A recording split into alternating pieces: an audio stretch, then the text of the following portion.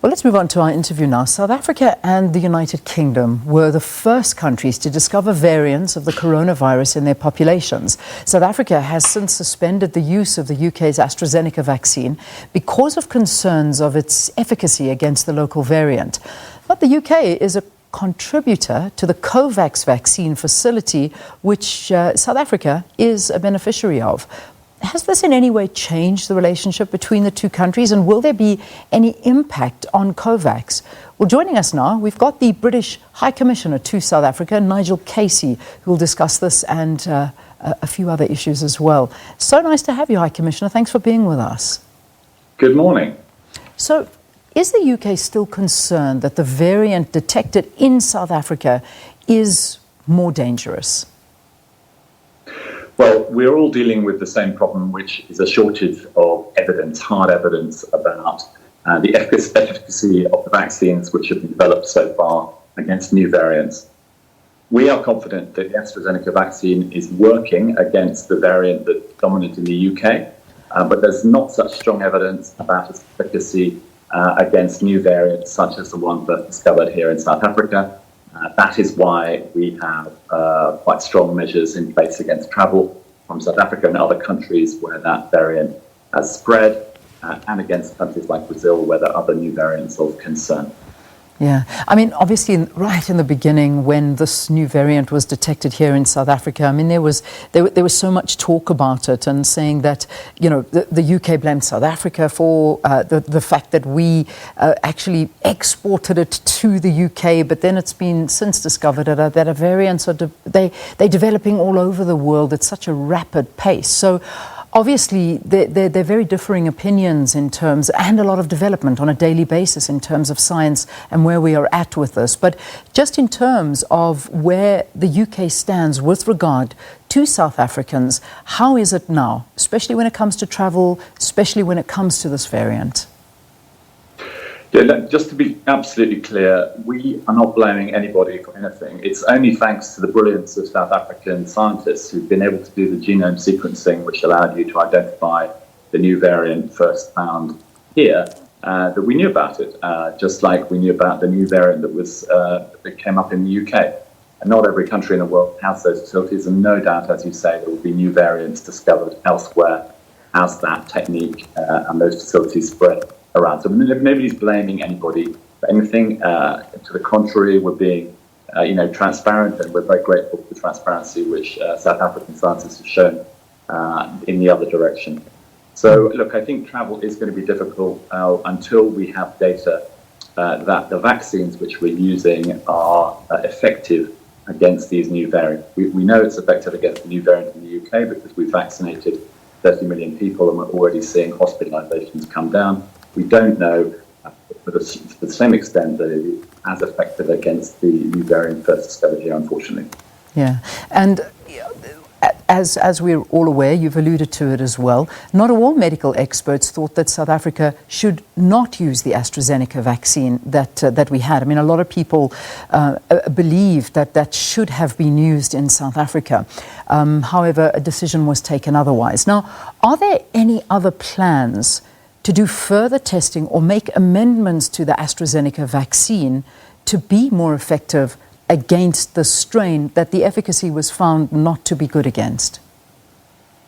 Yes, the drug companies are already developing new versions of the vaccines, which they hoped to trial at high speed and have ready for this autumn, as in September, October, November this year, to use in a way which will protect us against the new variants from South Africa and from elsewhere.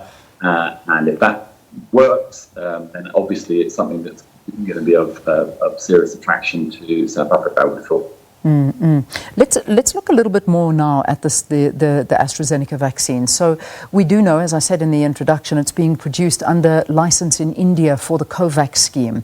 However, it has been reported that India is holding up export licenses for COVID-19 vaccines destined for poorer countries due to increased domestic demand as its own cases increase. So the vaccine is being produced by the Serum Institute there. How is the UK going to tackle this latest development? So the problem that every country in the world is facing is a limitation on manufacturing capacity. From our perspective, it's not so much about the issue around licensing. We have encouraged AstraZeneca to enter into a voluntary licensing agreement with the Serum Institute of India, with an institute in South Korea, and I think they have up to 11 other partnerships around the world. But there's a limit to the number of people, number of companies who are able to manufacture a very sophisticated product of this sort. There's a limit to the amount of capacity companies like AstraZeneca have to share that expertise in a hurry. So, we're all facing the same challenge of accessing supplies in good time to sustain our vaccination programs. We have pledged that if we have any spare vaccines left over, at that point we will share them with COVAX, just as we've been putting cash into COVAX to help them buy from the Serum Institute and elsewhere. Okay, that's the next question I was going to ask you. I mean, when it comes to South Africa wanting to procure other vaccines like more Johnson & Johnson, which we've been having now, being administered to healthcare workers, Pfizer as well is another one, BioNTech. So what I'm gathering from you is that the UK will also help facilitate this via COVAX. Your assistance is not going to stop. No, we've put £600 million into COVAX. We're hosting the G7 summit, which President Ramaphosa is coming to in June, and there will be a heavy focus there on what more we can do to scale up access to finance for countries who need support in purchasing, both through multilateral mechanisms like COVAX and direct from manufacturers. And South Africa, as you know, is doing both. I want to speak to you about the issue of hoarding vaccines, because this has been a very contentious issue where we see basically the world's richest countries, and the UK and Britain obviously forming a part of this, and a lot of British development charities have called on Prime Minister Boris Johnson to push for the UK to share coronavirus vaccines with poorer countries. They basically warn that Britain is in danger of hoarding supplies, potentially close to 100 million doses, while health workers in the developing world still have not even been vaccinated and they keep working unprotected. What are the views on this? So just to be absolutely crystal clear, no one is hoarding anything. There are no vaccines sitting in warehouses. As soon as we get vaccines from manufacturers, we are using them. And we've made a pledge that if we get to the point where we can share, because we've got excess vaccines, then we will share them primarily through COVAX with developing countries who need them. So there's no question about that commitment.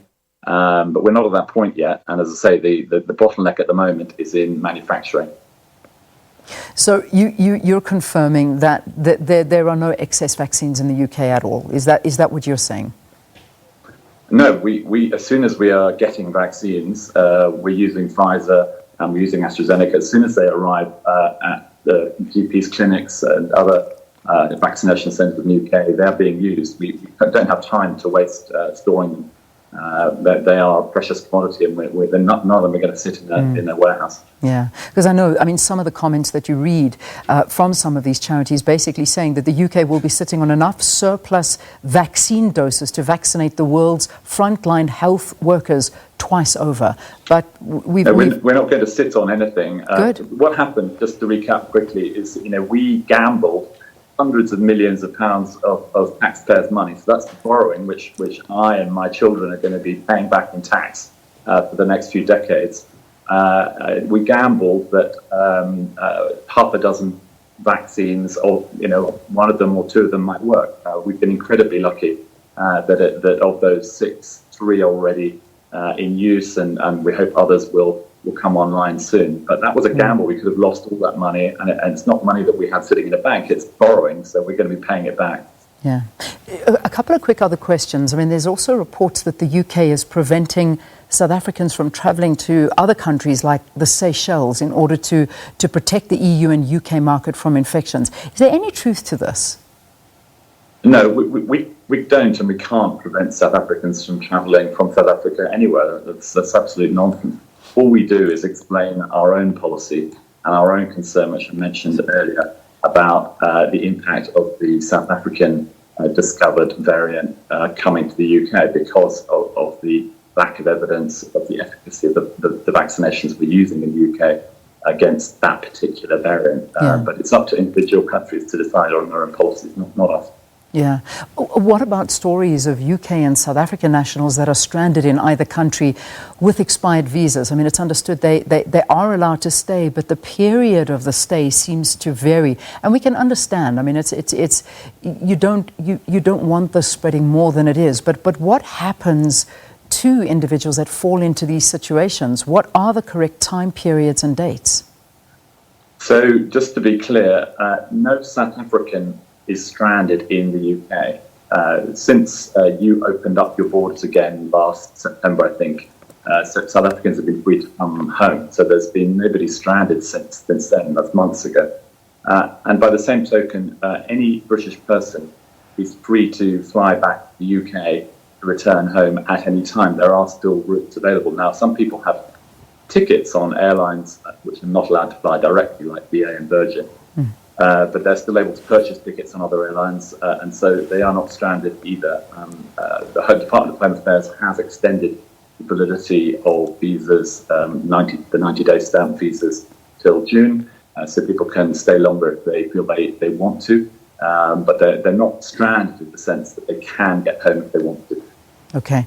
Just while I've got you as well, I want to just get a little bit of clarity. I'll park the COVID vaccination, the whole issue for now, and move on to what's happening in Mozambique, because we do know that there is a British national that is also missing at the moment, just as we had been reporting that a South African has also lost their lives in the ongoing battles that are happening in Palma. So it's a bit of a concern for South Africa. What is the UK's perspective or Britain's perspective on what's happening in Mozambique? Well, we share that concern. It's obviously a very serious situation. We're in direct touch with the authorities in Cabo Delgado to try and establish exactly what the status of British nationals who were there is. I'm not going to comment beyond that because it involves individual families. But our embassy, I know, has been working around the clock over the last few days to try and establish what exactly has happened amidst rather confusing and contradictory reporting. Yeah. All right. So developing story, and it is a very, very big worry for, as you say, both the South Africa and the UK. And hopefully we will see a lot more attention focused onto this, because this is something that has been going on for years. But it now seems to be grabbing global headlines because of the people that are being affected. And this is the reality. Just finally, as we wrap up the conversation, the UK also investing in clean energy projects in South Africa to the tune of about 253 million rand. So this is the UK climate investment, marked the delivery of 254 megawatts of clean energy in South Africa following the inauguration of the Kruisvallei Hydro. Talk to us about this. Well, encouraging the transition to cleaner power generation is one of our top priorities globally. We're hosting not just the G7 summit this year, but also the big UN gathering on climate change called COP26, which is happening in Glasgow in November. And so we're looking to use the money that we pledged to support countries around the world who need support in their transitions to develop alternative sources of power. South Africa is blessed with incredible potential for wind as well as solar, and that's what we're looking to support here. And the key thing is that there's plenty of private money which is there looking for good projects to invest in, and that's why I'm really hoping that the next round of REAP and rounds beyond that go ahead as quickly as possible. Pleasure speaking to you, British High Commissioner to South Africa, Nigel Casey, talking to us about a range of issues, so much to talk to, and that leads us to the end of the programme, unfortunately. But have a good day. We'll be in touch with you soon just to get a couple more updates on some issues. So, yeah, Sakina, a lot of information. A lot of information, literally no time with which to play, but to say goodbye and continue watching SABC News. Desiree Chauke up with the agenda up next.